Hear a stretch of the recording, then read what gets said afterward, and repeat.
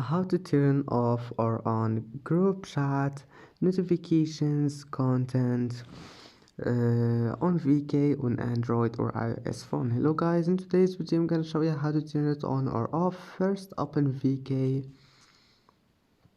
and once you're here, click on your profile, not your profile, I mean click on this icon here, hub, and now click these three lines and then click settings, and now click notifications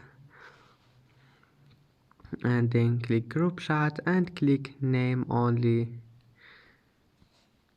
And that's it for today's video. If you like this video, please don't forget to like and don't forget to subscribe, and thank you for watching this video until the end, and see you in the next video.